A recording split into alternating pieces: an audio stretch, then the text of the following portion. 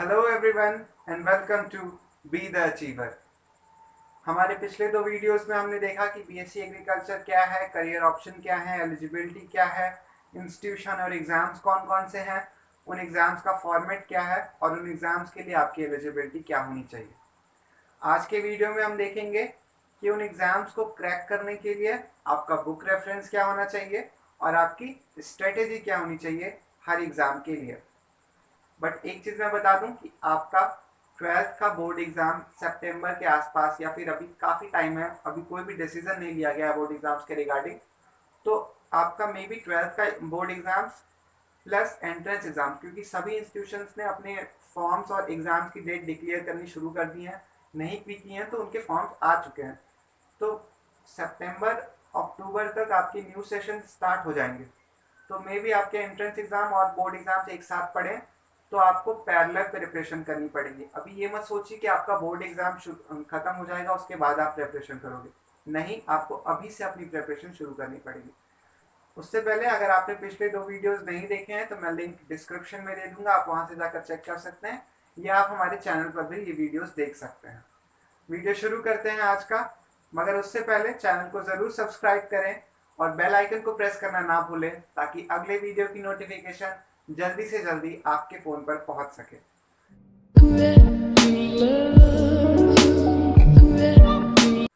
Video शुरू करते हैं आज का। मैं दूसरी बार ये वीडियो रिकॉर्ड कर रहा हूँ क्योंकि पिछली बार मैंने रिकॉर्डिंग का बटन ऑन करना भूल गया था मैं, तो इसलिए पूरे 12 मिनट की वीडियो रिकॉर्ड हुई, उसके बाद पता चला कि वीडियो रिकॉर्ड ही नहीं हो रही थी। रात के 11:30 बज रहे हैं, मैं वीडियो रिकॉर्ड कर रहा हूँ अभी को। तो प्लीज़ इस एफर्ट के लिए आप वीडियो लाइक कर दें और अगर वीडियो पसंद आती है आगे देखने के बाद तो कमेंट करें और इसे शेयर भी करें। देखते हैं आज की बुक रेफरेंस क्या होना चाहिए आपका इन एग्जाम्स के लिए। तो शुरू में मैं आपको बता दूं कि हम पहले बुक रेफरेंस देखेंगे और फिर हर एग्जाम के अकॉर्डिंग अलग अलग उन एग्जाम्स की स्ट्रेटेजी क्रिएट करेंगे, उन एग्जाम्स के लेवल के अकॉर्डिंग और उसमें पूछे जाने वाले क्वेश्चंस और सब्जेक्ट्स के अकॉर्डिंग। शुरू करते हैं बुक रेफरेंस। तो केमिस्ट्री हम बाद में देखेंगे, पहले हम देख लेते हैं अगर आप फिजिक्स, मैथ और बायोलॉजी में से कुछ अटेम्प्ट करना चाहते हैं अगर एज अ ऑप्शनल सब्जेक्ट तो आपको कौन सी बुक्स देखनी चाहिए। तो आपको पहले बता दूं किसी भी एंट्रेंस एग्जाम या फिर कॉम्पिटिटिव एग्जाम में अगर आप ये सब्जेक्ट चूज करते हैं तो डेफिनेटली आपको एनसीईआरटी पूरी याद होनी चाहिए। एनसीईआरटी से टॉपिक्स मैच करके उसके अकॉर्डिंग दूसरी बुक से आप उसको रेफर कर सकते हैं उन कॉन्सेप्ट को क्लियर करने के लिए। तो ये बात हो गई chemistry, physics, sorry maths, physics और बायोलॉजी के लिए। अब हम देखेंगे अगर आपको केमिस्ट्री अटेम्प्ट करना है, अगर क्या आपको केमिस्ट्री अटेम्प्ट करना ही पड़ेगा लगभग हर जगह। तो अगर आपको केमिस्ट्री अटेम्प्ट करना है तो उसके लिए बुक रेफरेंस क्या होना चाहिए। तो मैं सेम वही चीज़ रिपीट करूंगा कि आप एनसीईआरटी को ज़रूर से ज़रूर याद करें, एनसीईआरटी को as a main book consider करें क्योंकि एनसीईआरटी से ही मैक्सिमम क्वेश्चन जनरेट होते हैं। एनसीईआरटी में सारी चीज़ें काफ़ी शॉर्टेड वे में लिखी हुई हैं लेकिन वो मैक्सिमम क्वेश्चन बनाती हैं किसी भी कॉम्पिटिटिव एग्जाम्स के। लेकिन मैं आपको ये भी साथ ही साथ कहूँगा कि काफ़ी कुछ शॉर्टेड दिया हुआ है एनसीईआरटी में, इसलिए आप अपने दूसरी बुक से आप अपने कॉन्सेप्ट्स काफ़ी ज़्यादा क्लियर कर लें। क्योंकि जब हम बीएचयू की बात करें तो पिछले 3 साल में बीएचयू ने लगातार कंटिन्यूसली अपने केमिस्ट्री के एग्जाम्स के क्वेश्चन का फॉर्मेट चेंज किया है। कंटिन्यूसली 3 साल से वो अलग अलग फॉर्मेट में अपने क्वेश्चंस रख रहे हैं। तो अगर आपके कॉन्सेप्ट जितने ज़्यादा क्लियर रहेंगे उतना ज़्यादा हेल्पफुल रहेगा कि किसी भी तरीके के फॉर्मेट के क्वेश्चंस को आप अटेम्प्ट कर सकते हैं और अच्छा स्कोर कर सकते हैं। तो ये बात हो गई केमिस्ट्री की कि आपको केमिस्ट्री में भी कॉन्सेप्ट आपकी क्लियर होनी चाहिए। आप अपनी कोई भी अच्छी बुक कंसीडर कर सकते हैं लेकिन आप एनसीईआरटी को एज अ सिलेबस समझ के चलिए। एनसीईआरटी आपको पूरी याद होनी चाहिए, मैक्सिमम ऑब्जेक्टिव्स एनसीईआरटी से ही जनरेट होंगे, मगर जो कॉन्सेप्चुअल ऑब्जेक्टिव्स होते हैं वो एनसीईआरटी से ही जनरेट होंगे। बट जब बात आती है कि आपके न्यूमेरिकल्स हैं तो न्यूमेरिकल काफ़ी घुमा के पूछते हैं, तो जब तक आपके कॉन्सेप्ट बहुत ज़्यादा अच्छे तरीके से क्लियर नहीं रहेंगे, आप साइड बुक से उनको ज़्यादा फेस नहीं किया होगा अगर आपने साइड बुक को, तो आप उसको करने में थोड़ी प्रॉब्लम होगी। तो आप साइड बुक को साथ साथ लेके चलें मगर आप एनसीईआरटी को भी ज़रूर कंसिडर करें। अब अगर हम देखेंगे कि एग्रीकल्चर अगर आप अटेम्प्ट कर रहे हो तो एग्रीकल्चर में आपको कौन कौन सी बुक्स पढ़नी चाहिए। मैं पर्सनली आपको रिकमेंड करूंगा कि अगर आप BHU के लिए एम कर रहे हो या फिर आप ICR के लिए एम कर रहे हो, अगर आप तो आप एग्रीकल्चर को ज़रूर चूज़ करिए, क्योंकि एग्रीकल्चर आपका बेस क्रिएट करेगा for your first year. Like first semester तो कम्प्लीटली आपके एंट्रेंस एग्जाम के सिलेबस जैसा ही होता है, आपको लगेगा बस आप उसी का रिविजन कर रहे हो। तो आप एंट्रेंस एग्जाम के लिए एग्रीकल्चर अगर हो सके तो एज अ ऑप्शनल सब्जेक्ट लो। 2-3 महीने में एग्रीकल्चर काफ़ी स्कोरिंग सब्जेक्ट होने के कारण 2-3 महीने में बहुत आसानी से प्रिपेयर भी हो जाता है, तो आप एग्रीकल्चर को as a good optional subject ले सकते हो। बुक्स की बात करें तो बुक्स में आप एग्रीकल्चर के लिए मोस्टली लोग नेमराज सुंदा रेकमेंड करेंगे। मैं भी रेकमेंड करूंगा, ऐसी बात नहीं है कि नेमराज सुंदा की बुक मैं रेकमेंड नहीं करूंगा। पहली बुक ऑब्वियसली नेमराज सुंदा है, मगर क्योंकि एग्रीकल्चर में आप 11th-12th की बुक्स उठा लो या आप कोई भी स्टैंडर्ड बुक उठा लो जिससे आप PhD या अपने PG के टाइम पर कंसीडर करते हो, तो वो चीज़ें वैसी की वैसी एज इट इज़ आपको दोनों जगह मिलेंगी। तो जो कहने का मतलब ये है कि सिलेबस जो है वो सेम ही है 11th-12th का भी और PG लेवल का भी। तो आपको यहाँ पे शॉर्ट आउट करने की ज़रूरत है कि क्या आपको एंट्रेंस एग्जाम के लिए पढ़ना है, क्योंकि नेमराज सुंदा एक ऐसी बुक है जो आप PG के लिए भी कंसिडर करते हो। अगर आपको PG के लिए पेपर देना है तो भी आप नेमराज सुंदा पढ़ते हो। कॉम्पिटिटिव एग्जाम्स के लिए पेपर देना है तो भी आप नेमराज सुंदा पढ़ते हो। तो एंट्रेंस एग्जाम के लिए देना है तो ऑब्वियसली उसका लेवल PG और कॉम्पिटिटिव एग्जाम से कम होगा। तो आपको वहाँ शॉर्ट आउट करने की ज़रूरत है किसी की गाइडेंस में, या फिर कोई कोचिंग के साथ अगर आप जुड़े हुए हो तो आप वहाँ से शॉर्ट आउट करो, उनके टेस्ट सीरीज के थ्रू आप शॉर्ट आउट करो कि आपको कौन से क्वेश्चन पढ़ने हैं, क्या क्या चीज़ें आपके लिए ज़रूरी है और क्या क्या चीज़ें आपको नहीं पढ़नी है। बहुत ज़्यादा डीप में जाने की ज़रूरत नहीं है, नेमराज सुंदा में काफ़ी कुछ दिया हुआ है, बहुत शॉर्टेड में दिया हुआ, ऑब्जेक्टिव फॉर्म में दिया हुआ है, बट उसमें बहुत कुछ दिया हुआ है। तो आपको पहले ज़रूरत है कि आप कम से कम पढ़ो, आप बेसिक्स सिर्फ पढ़ो, आप बहुत ज़्यादा डीप में मत जाओ। सेकेंड बुक की बात करें तो सेकेंड बुक है, मोस्टली लोग अरिहंत की गाइड बुक आपको रेफर करेंगे, मगर मैं आपको पर्सनली रेकमेंड करूंगा कि अरिहंत की गाइड बुक जो ICR और BHU एडिशन है उसे कभी मत खरीदिएगा, क्योंकि इस बुक में अननेसेसरीली बहुत ज़्यादा कंटेंट दिया हुआ है जिसकी आपको ज़रूरत भी नहीं है। स्पेशली एग्रीकल्चर में आपको ज़रूरत भी नहीं है उतना ज़्यादा पढ़ने की। बहुत ज़्यादा नंबर ऑफ क्वेश्चंस आपको दिए गए हैं, जो मेन आपका मैटर है वो बहुत ही कम दिया गया है, उतना आप कवर अप भी नहीं कर पाओगे 2-3 महीने के टाइम में। तो आप प्लीज़ प्लीज़ प्लीज़ ICR और BHU के लिए जो गाइड बुक आती है अरिहंत की, उसको मत खरीदिए। अगर आपको अरिहंत की गाइड बुक लेनी है तो मैं आपको पर्सनली रिकमेंड करूंगा कि पंतनगर एडिशन अरिहंत की गाइड बुक आती है फॉर एंट्रेंस एग्जाम, वो बुक आप ज़रूर पढ़िए, क्योंकि उस बुक का जो एग्रीकल्चर, मैं सारे सब्जेक्ट्स की बात नहीं कर रहा हूँ, उस बुक में जो एग्रीकल्चर का सेक्शन दिया गया है उसमें आपके कॉन्सेप्ट्स काफ़ी क्लियर हो जाएंगे। कॉन्सेप्ट काफ़ी क्लियर का मतलब उसमें जो मटेरियल होता है, जो स्टडी मटेरियल होता है वो ज़्यादा है in comparison objectives. Like ICR BHU edition में आपको ऑब्जेक्टिव बहुत ज़्यादा मिलेंगे बट आपका असली मटेरियल बहुत कम है, लेकिन पंतनगर एडिशन में ऐसा नहीं है, आपको वहाँ पे असली मटेरियल बहुत अच्छा और बहुत क्वालिटी मटेरियल आपको वहाँ प्रोवाइड किया गया है। तो आप प्लीज़ उस बुक को पढ़िए। मगर इसका सिर्फ एग्रीकल्चर पोर्शन बहुत अच्छा है, तो आपको पूरी बुक खरीदने की ज़रूरत नहीं है। अगर आपको कहीं से ये मटेरियल मिल जाता है फोटो सेट तो बहुत अच्छी बात है, और अगर नहीं मिलता है तो वी आर हियर, कोई टेंशन लेने की ज़रूरत नहीं है। हमारे पास उसका एग्रीकल्चर सेक्शन प्रोवाइड कर रहे हैं हम लोग। आप नीचे व्हाट्सएप नंबर ले सकते हैं और वहाँ से कांटेक्ट करने पे आपको पंतनगर वाली बुक का एग्रीकल्चर सेक्शन प्रोवाइड कर दिया जाएगा बी द अचीवर की तरफ से। तो आप व्हाट्सएप नंबर के थ्रू उसे ले सकते हैं। इसका एग्रीकल्चर सेक्शन सिर्फ BSc एग्रीकल्चर के लिए, बट कोई भी रिलेटेड एग्रीकल्चर का अगर एग्ज़ाम है तो उसके लिए भी वो यूज़फुल है। लाइक अगर फूड प्रोसेसिंग से रिलेटेड कोई एंट्रेंस एग्ज़ाम आप प्रिपेयर कर रहे हो तो उसके लिए फूड प्रोसेसिंग का तो पार्ट बहुत ज़्यादा ही क्वालिटी पार्ट दिया गया है, इसमें काफ़ी अच्छा उसमें मैटर प्रोवाइड किया गया है। अगर आप हिंदी मीडियम के स्टूडेंट हो तो आप AK त्रिपाठी भी ले सकते हो। AK त्रिपाठी का वॉल्यूम 1, वॉल्यूम 2 मैं रेकमेंड नहीं करूँगा, वॉल्यूम 3 आप ले सकते हो, क्योंकि जितने ज़्यादा क्वेश्चंस आपके नज़रों के सामने से गुजरेंगे, लाइक यहाँ मैं रिपीट कर रहा हूँ अपने आपको, ICR वाले एडिशन मैंने आपको मना किया, लेकिन यहाँ मैं आपको ज़रूर कहूँगा, क्योंकि एट अ ग्लांस में लाइक जो AK त्रिपाठी का वॉल्यूम 3 है उसमें जो क्वेश्चंस दिए गए हैं वो प्रीवियस ईयर क्वेश्चन पेपर से उठाए गए हैं। जबकि आईसीआर और बीएचयू वाले एडिशन में जो क्वेश्चन दिए हैं वो अननेसेसरीली दिए हुए हैं, वो कहीं पूछे भी नहीं जाते हैं क्वेश्चन। तो आप एक त्रिपाठी का वॉल्यूम 3 ले सकते हैं। ज़्यादा से ज़्यादा क्वेश्चन आपकी नज़रों के सामने से गुजरेंगे तो ज़्यादा चांसेस है कि आप उनको एंट्रेंस एग्जाम में, अगर आपको याद ना भी हो तो अगर एक बार वो आपकी नज़र के सामने से गुजरा है तो आप उसको अटेम्प्ट कर सकते हो और मे भी आपका आंसर सही हो। तो आप वॉल्यूम 1 और वॉल्यूम 3 एक त्रिपाठी ले सकते हो। एग्रीकल्चर के स्टूडेंट हो अगर आप, तो आपका जो 11th और 12th की बुक है, भारत भारती पब्लिकेशन की बुक और ज्ञान पब्लिकेशन, दोनों बुक्स अच्छी हैं। ज्ञान पब्लिकेशन में काफ़ी कुछ कॉम्पिटिटिव एग्जाम्स के अकॉर्डिंग दिया गया है, तो आप ज्ञान पब्लिकेशन की बुक ज़्यादा आसानी से, उसमें आपको कॉम्पिटिटिव एग्जाम के लिए मटेरियल मिल जाएगा। लेकिन भारत भारती की बुक का जो मटेरियल है वो काफ़ी ऑथेंटिक मटेरियल है, तो अगर आप उसको शॉर्ट आउट कर सकते हो तो मैं आपको पर्सनली रिकमेंड करूंगा कि भारत भारती एडिशन की बुक से ही आप पढ़ें। हाँ, आपको वहाँ शॉर्ट आउट करना पड़ेगा कि आपको ऑब्जेक्टिव्स के लिए या एंट्रेंस एग्जाम के लिए क्या पढ़ना है क्या नहीं पढ़ना है, क्योंकि देखने में पता नहीं चलता है मगर कुछ चीज़ें बहुत इंपॉर्टेंट होती हैं जो छूट जाती हैं। ये हो गई बुक रेफरेंस की बात। बुक रेफरेंस में जितनी भी बुक्स मैंने आपको बताई हैं मैं उन सब के लिंक आपको डिस्क्रिप्शन बॉक्स में प्रोवाइड कर दूंगा।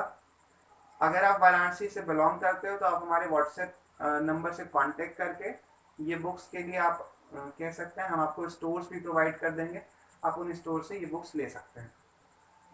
इन केस लॉकडाउन के पीरियड में वो बुक स्टोर्स नहीं खुले हुए हैं तो आपको जो कांटेक्ट नंबर व्हाट्सएप ग्रुप पे अगर आप हमें कांटेक्ट करते हैं तो हम आपको शॉपकीपर्स के कांटेक्ट नंबर प्रोवाइड कर देंगे, वो आपको होम डिलीवरी भी इन बुक्स की दे देंगे।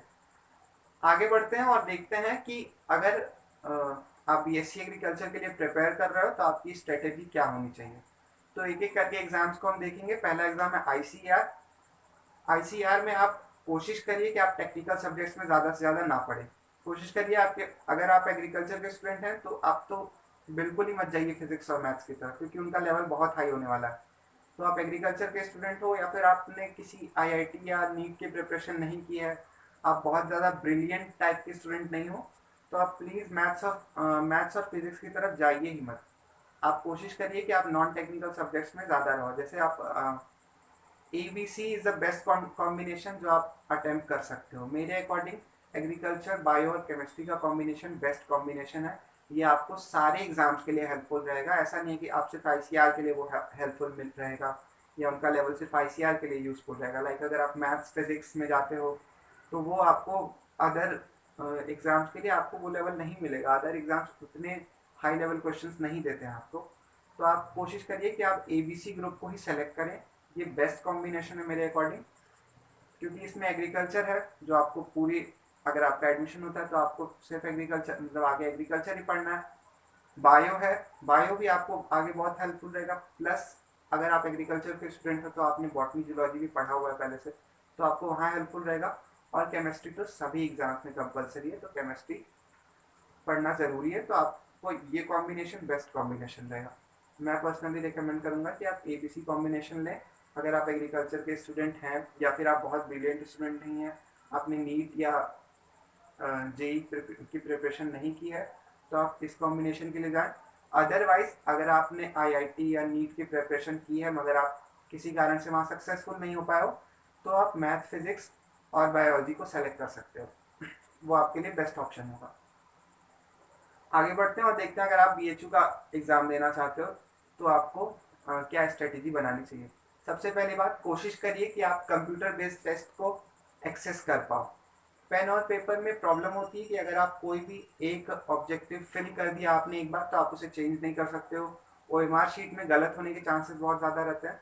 तो आप कोशिश करिए, BHU ने आप CBT भी प्रोवाइड करना शुरू कर दिया तो आपको कंप्यूटर बेस्ड टेस्ट मिल जाए। ऑप्शन आपको फॉर्म फिल करते टाइम मिलेगा, आप उसको फिल करिए, चांसेस बहुत कम होते हैं कि आपको CBT मिले। इसके अलावा अगर BHU के एग्जाम को देखा जाए तो 50 मार्क्स लाइक 25 मेंटल एबिलिटी और 25 केमिस्ट्री कंपलसरी आपके लिए। तो मेंटल एबिलिटी के लिए आपको परेशान होने की ज़रूरत नहीं है, उसका लेवल बहुत हाई नहीं होता है। आप एग्ज़ाम के एक हफ्ते पहले, 2 हफ्ते पहले मेंटल एबिलिटी प्रिपेयर कर सकते हो। अगर आप generally mental ability question attempt करते रहते हो या फिर प्रैक्टिस करते हो तो आपको उसकी भी ज़रूरत नहीं है, आप 1-2 दिन पहले जनरली उसको देख सकते हो। एक चीज़ बहुत इंपॉर्टेंट कि पिछले 10 साल का पेपर मार्केट में अवेलेबल है, आप प्लीज़ प्लीज़ प्लीज़ BHU के पिछले 10 साल के पेपर ज़रूर पढ़ लीजिए, क्योंकि उससे आपको एग्रीकल्चर पोर्शन और बायो सेक्शन में आपको काफ़ी हेल्प मिल जाएगी। प्लस आप कैटेट के लिए भी आपके काफ़ी सारे क्वेश्चन प्रिपेयर हो जाएंगे। और यूपी कॉलेज के लिए तो मैं पर्सनली कहूँगा कि आप BHU के 10 साल के पेपर प्लीज़ उसको सॉल्व कर लीजिए, क्योंकि यूपी कॉलेज में आपको एग्रीकल्चर और बॉटनी जूलॉजी का जो पोर्शन है वो काफ़ी हद तक मैच करता है BHU के प्रीवियस 10 ईयर क्वेश्चन पेपर से। वो आपको मार्केट में अवेलेबल है, अगर नहीं है तो डिस्क्रिप्शन बॉक्स में मैं लिंक दे दूंगा। अगर लिंक नहीं दे पाता हूँ किसी कारण से तो आप व्हाट्सएप नंबर से कांटेक्ट कर सकते हो। जो थर्ड ऑप्शनल सब्जेक्ट आपको सेलेक्ट करना है, मैं उसके लिए भी आपको रेकमेंड करूंगा कि आप एग्रीकल्चर सेलेक्ट करो, क्योंकि मैथ्स और फिजिक्स में 50 क्वेश्चन अटेम्प्ट करने के लिए आपको काफ़ी टाइम देना पड़ेगा। आपके पास केमिस्ट्री भी है 25 क्वेश्चन, उसका लेवल काफ़ी अच्छा खासा होता है। केमिस्ट्री BHU के एग्जाम में किंग मेकर की तरह काम करता है। तो आप कोशिश करिए कि आप मैथ और फिजिक्स के पास ना भटके, आप कोशिश करिए कि आप एग्रीकल्चर लें, क्योंकि बॉटनी जूलॉजी अगर आप मैथ्स के स्टूडेंट हैं तो आप बॉटनी जूलॉजी 2 महीने में प्रिपेयर नहीं कर पाओगे बायोलॉजी के लेवल का। तो आप कोशिश करिए कि आप एग्रीकल्चर लें, एग्रीकल्चर काफ़ी स्कोरिंग है, आप 2 महीने के अंदर उसे प्रिपेयर भी कर सकते हैं बहुत आसानी से। साथ ही साथ ये आपके फ्यूचर में भी आपको काफ़ी हेल्प करेगा। और अगर आप एग्रीकल्चर के स्टूडेंट हैं तो obviously you are going to select agriculture for your optional subject. तो ये बात होगी कि BHU में आपको कैसे पढ़ना है और कौन कौन से ऑप्शनल सब्जेक्ट आपके लिए ईजी रहेंगे और स्कोरिंग रहेंगे। अब हम देखते हैं यूपी कैटेट का पेपर। तो यूपी कैटेट के पेपर के लिए AK त्रिपाठी वॉल्यूम 3 आपको पूरी की पूरी रट जानी है, याद नहीं करनी है, रट जानी है पूरी, समझ में आए ना आए उसको रट जाइए क्योंकि ये आपको बहुत ज़्यादा हेल्प करने वाली है आपकी कैटेट के पेपर के लिए। This is the only thing which I can tell you about UP CATET, क्योंकि यूपी कैटेट के क्वेश्चन पेपर रिलीज नहीं किए जाते हैं। आपको यूपी कैटेट के क्वेश्चन पेपर प्रोवाइड नहीं किए जाएंगे, वो जमा कर लिए जाएंगे वापस। तो प्रीवियस ईयर क्वेश्चन पेपर मिलना बहुत मुश्किल होता है। तो आप एट अ ग्लांस प्लीज़ और प्लीज़ पूरा याद कर जाइए। उसकी भी लिंक मैं आपको डिस्क्रिप्शन में प्रोवाइड कर दूंगा। नेक्स्ट हमारा पेपर है यूपी कॉलेज का एंट्रेंस एग्ज़ाम। तो यूपी कॉलेज के एंट्रेंस एग्ज़ाम को क्लियर करने के लिए मास्टर की यही है कि आप BHU का प्रीवियस 10 ईयर क्वेश्चन पेपर पूरा ख़त्म कर जाइए। 2-3 साल से यूपी कॉलेज ने भी अपने previous year question paper provide करने शुरू कर दिए हैं।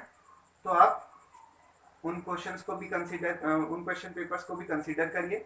साथ ही साथ मैं ये कहना चाहूँगा कि भले यहाँ पर सारे क्वेश्चन कंपलसरी हैं, लेकिन फिर भी आपका जो सब्जेक्ट है उस पर बहुत ज़्यादा कमांड बना लीजिए। इतनी कमांड कि अगर आपके सब्जेक्ट से 40 क्वेश्चन हम पूछे गए हैं तो आप 40 में से 40, 38, 35 क्वेश्चन सही करें, क्योंकि भले यहाँ पे 150 मार्क्स का क्वेश्चन पेपर आता है, लेकिन 100 के ऊपर जाना बहुत मुश्किल हो जाता है सभी बच्चों के लिए। कट ऑफ बहुत ज़्यादा हाई नहीं जा पाता है। 90 लाइक लास्ट ईयर बहुत हाई गया था कट ऑफ, तो 90-92 के आसपास कट ऑफ था। हाईएस्ट 112 स्कोर किया गया था। तो आप बहुत ज़्यादा क्वेश्चन अटेम्प्ट करने के मूड में मत आइए। आपका जो सब्जेक्ट है उसको बहुत अच्छे से प्रिपेयर कर लीजिए, that is pretty enough for you. तो यूपी कॉलेज के लिए आपको प्रीवियस 10 ईयर के क्वेश्चन पेपर सॉल्व करने हैं। 3 ईयर्स के क्वेश्चन पेपर आपको यूपी कॉलेज के अवेलेबल हो जाएंगे, आप उनको सॉल्व कर लीजिए। साथ ही साथ आप अपने सब्जेक्ट पे कमांड बनाइए। एग्रीकल्चर के 40 क्वेश्चन आपको करने ही करने हैं, प्लस अपना जो भी सब्जेक्ट हो आपका, बॉटनी जूलॉजी है तो उस पर कमांड बनाइए। बॉटनी जूलॉजी वालों के लिए काफ़ी ईजी हो जाएगा एग्रीकल्चर पढ़ना। मैथ्स फिजिक्स है तो उस पर कमांड बनाइए। 20 मार्क्स आपको केमिस्ट्री में स्कोर करने हैं, 10 मार्क्स मेंटल एबिलिटी में, और 30-40 इधर आप स्कोर कर लेते हो तो आपका एडमिशन अश्योर हो जाता है यूपी कॉलेज के लिए। So that is it. हमने आज देखा कि क्या क्या आपकी स्ट्रेटेजी होनी चाहिए, कैसे ऑप्शनल सब्जेक्ट्स आपको चूज़ करने चाहिए अपने अकॉर्डिंग, और कौन कौन सी बुक्स आपको देखनी चाहिए। So that is it. अगले वीडियो से अब आपको मिलेगा BSc एग्रीकल्चर का एग्रीकल्चर पोर्शन की लेक्चर क्लासेस। वहाँ से हम शुरू कर देंगे अपनी प्रेपरेशन फॉर्मली BSc एग्रीकल्चर के लिए। तो प्लीज़ चैनल को ज़रूर सब्सक्राइब करें और बेल आइकन को प्रेस करें ताकि अगले वीडियो की नोटिफिकेशन आपके पास पहुंच सके और आप BSc एग्रीकल्चर के एंट्रेंस एग्जाम में अपनी सीट अश्योर करें, जहां भी आप अटेंड करें या जिसमें भी आप पार्टिसिपेट करें।